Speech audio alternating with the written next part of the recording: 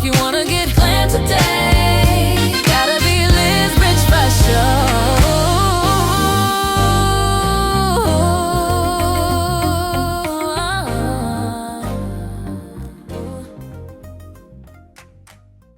Hey guys, welcome back to my YouTube channel. Today we're going to be discussing the signs that let you know it's time for a haircut. So let's get started. First things first, we're going in and prepping her hair with some heat protectant, and then we're going to start her detangling process. Today I'm using Cécred's Thermal Shield Mist along with the heat activated silk glaze. So one tell sign that your hair needs a haircut is it'll be a little bit more challenging to detangle. As you can see, my brush is not gliding through as easily on the first go rounds, and that's because her ends are split, making it easier to tangle and knot up.